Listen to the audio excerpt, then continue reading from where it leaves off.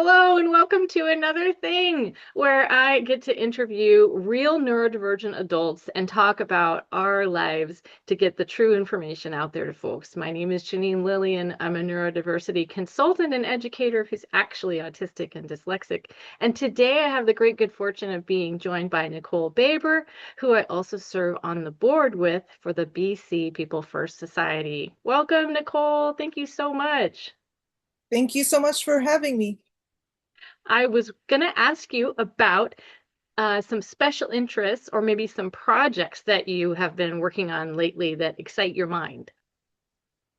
So for special interests, I have a background in statistics, and so I get very excited when I talk about that, and not necessarily any one application of statistics either. So that could mean a lot of different things like with sports or even with weather sometimes or with especially research. I love research and statistics being reported like on different studies or similar things, like especially when it comes to learning about autism and different, say, mental health diagnoses that come overlap with that. Or Mhm. so, yeah, statistics overall is something I enjoy, and it can relate to a lot of different subjects and can make for good conversation, depending on who I'm talking with. So, Oh, absolutely. As a librarian and information scientist, I do a lot of research, and statistics applies to every single thing we want to measure or investigate. So I'm going to keep you in mind when I get to the point where I need to hire somebody to help me out with that. That's amazing. I can see how you would be complementing the different sides of yourself by pursuing statistical analysis too. You've got like the data and then the application and just that sort of journey. I also find it very intriguing. I did Um, a master's in philosophy as well, and so I was actually on my way before getting my diagnosis to becoming a educator in statistics. So teaching people about statistics, which is something I still would like to do if the opportunity arises, just it hasn't really yeah. yielded that yet, but that's something I was very interested in. And so I have that kind of educational component too that I like. I have a lot of experience tutoring and teaching people. Oh, that's so awesome. I love that too when you Informally get to. though, not in like formal environments, but yeah. Yeah, I love that when you get to connect with people and share information. And then we also, even when we're teaching, we get to learn a lot, right? So who knows who's going to see this video? Maybe somebody will reach out to you and pursue that with you. You never know what's possible. I really appreciate you sharing. So you and I are both autistic, and I wonder if you might be willing to talk just a little bit about how old you were when you got that formal diagnosis and maybe how you felt about it. Yes, I was 26 doing my master's degree when I came upon the opportunity to get diagnosed at the university. They have like an assessment clinic. And so that's how I was able to get diagnosed in the United States, Hmm. though, not here in Canada, but still, it was a very interesting opportunity that changed the way I look at things. My parents paid for it, so I'm grateful that they were able to Oh, help that way. that's nice. Uh, Wow. So then how did you feel when they said, well, we did all these tests and we talked with you and this is what we've decided, you're autistic. How did you feel about it? it definitely was confirming. I knew since grade 10 when a teacher showed me the diagnostic and statistical manual to Asperger's syndrome back then, Mhm. back in the early 2000s. And so I had a suspicion, but once I got the official paperwork, it it's made so much sense. And now saying, oh yes, now here it explains why I'm this way, or it definitely was like an aha moment for Yeah. me. Yeah. For sure. And, what a wonderful opportunity, like you said, to be able to have some financial support and some academic support to be able to access that. Because that's one of the main challenges that a lot of, especially adults, are facing, is that sometimes it's not necessarily worth it to pursue the formal assessment and maybe get the diagnosis. But certainly in Canada, we have a lot of benefits available for visible and invisible disabilities. So that's one of the reasons why I pursued my second assessment, because my first one, I'm a dual citizen of the US and Canada. My first one was in the US, but I was evaluated not for autism and not by an autistic or autism specialist clinician. And so they told me that I didn't pass the test, basically. So it was almost 10 years later that I pursued a second assessment here in Canada, and they said that I am, in fact, autistic and dyslexic. And I'm now 53, and it was 2 years ago today that I got that official word. And for me, I felt really, as you say, like very affirming and like, oh, so much makes sense. Right. And, Yeah. um, now I have this new lens to look at my past and to look at my future. And I That's found it to be much more optimistic than I had originally thought right. without knowing, right? I forgot to mention my age right now. I'm Oh, 38, awesome. Awesome. That's so it's okay. been some years now since Yeah. Well, right. It's like it's no longer new for you, right? no, it's not. Mm. Um, and so in that time, I've been doing a lot of self-advocacy. Yeah, and the way that we met was through BC People First Society, which is a self-advocate support network and education um, place. So I'm very happy to be furthering that work both for ourselves and for our communities. And I think that what we do impacts even the people who might not even be nearby us. So I'm glad to do that work with you. I wanted to ask you, Nicole, what are a couple of the things that you feel are really lovely about being autistic? I love the different ways we think, how we can be maybe for some creative or for me yeah, it could be about problem solving Hmm. or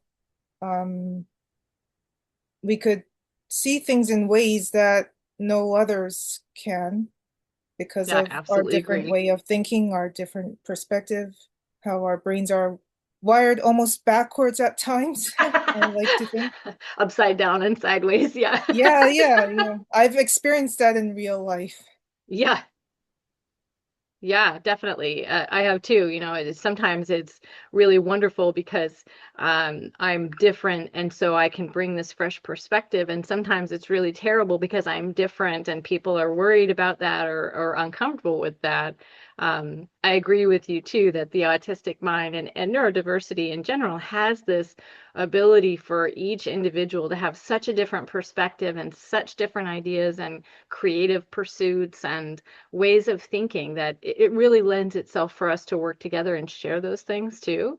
Um, and I love that usually when people know that I'm autistic, especially if I'm talking to other autists or neurodivergent folks, we can just kind of like get right into the conversation and talk about the stuff instead of talk about like the weather and traffic and politics and how was your weekend and the small talk, right? Yeah, I was talking with a good friend of mine before I knew I was autistic, and I said, I hate small talk so much. I want no talk or big talk. right. I totally So get you. I'm the same way. they just don't know what to do with the small talk. It's like, well, I don't want exciting plans on the weekend or really ever, So yeah, I really just love and even meeting with you today, even though we're on the board, we don't usually get a chance to interact. And so it's just lovely to just jump right in it and be able to talk about real things instead of having this whole other thing about like what we should say, right? Or what we Right, should focus on.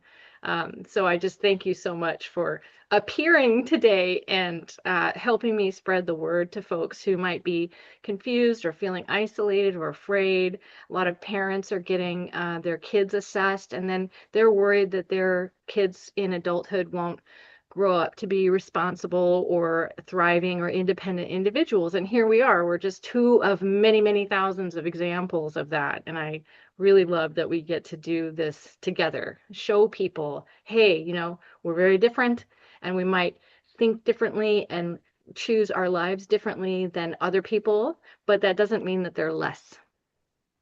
Totally. And that's why the assembly has been important too. I'm a cast member for that show, which I'm not sure if you've watched, but No, I didn't. Tell me about this.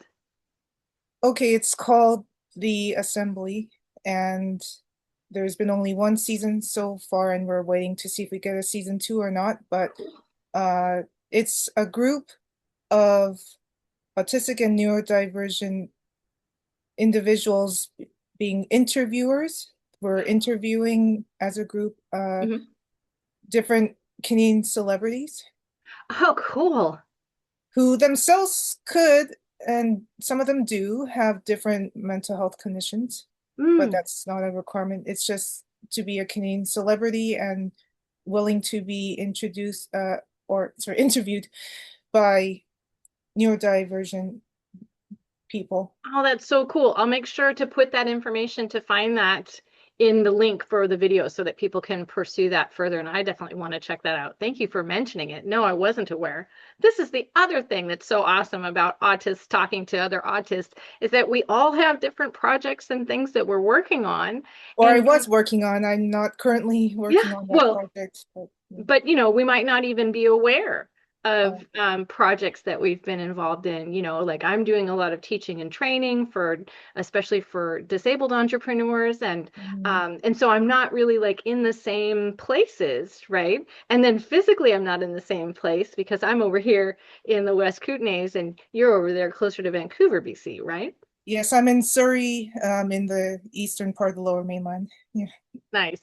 So, whether people are watching this from in Canada or outside of Canada, we're all so vibrant in our internal lives, and sometimes people get a glimpse of that in our external lives too, which I do a lot of education about that. That like this is my sort of teaching and presenting persona, and I can't be in it all the time, Of right?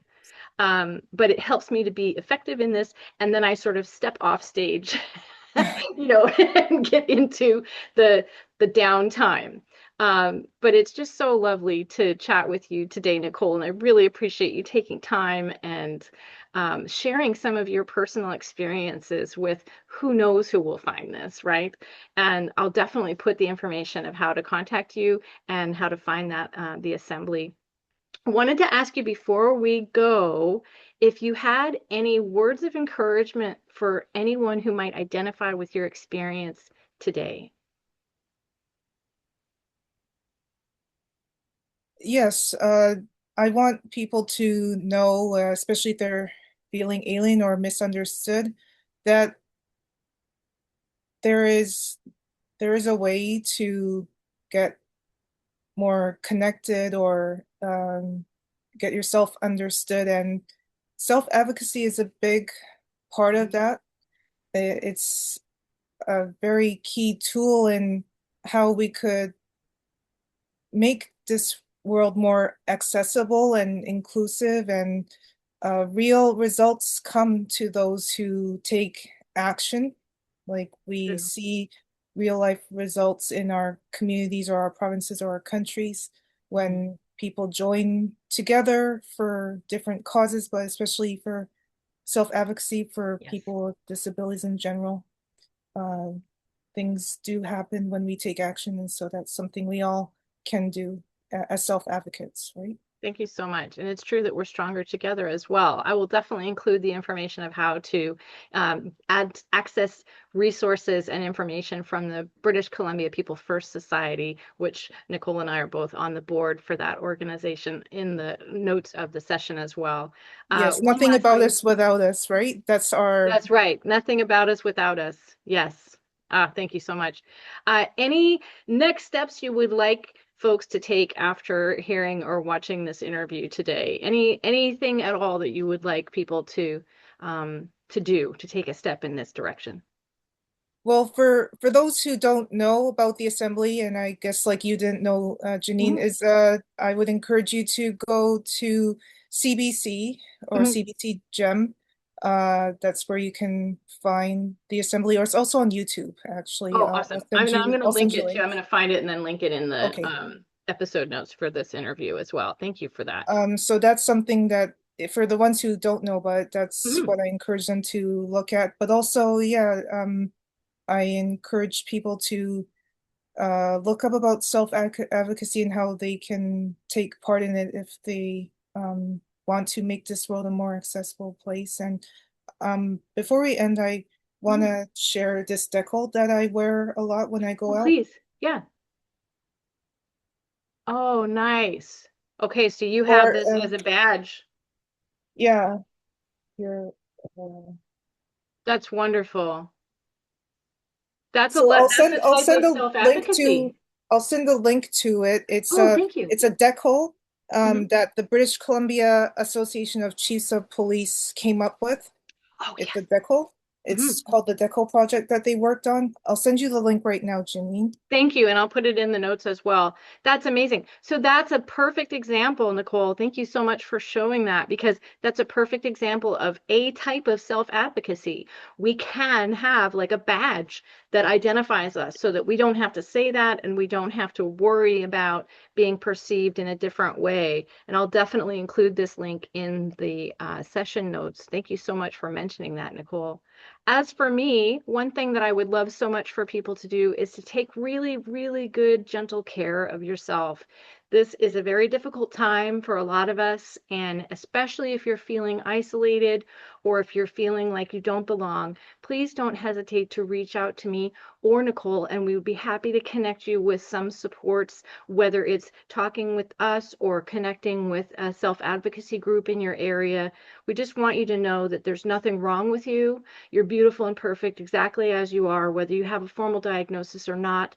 And we are doing this project to raise awareness and reduce stigma. So I very much appreciate those of you who are allies and those of you who are curious, who have watched this and shared this recording as well. And I thank you so much, Nicole, for being here with me today. I cannot do it without you. Thank you so much for having me. And yeah, the link is in the chat, just Yes, so I'm you. going to add it. I'm going to add it. It's Okay, perfect. Thank great. you so much for that. All right, You're everyone, welcome. take good care, and I'll see you next time.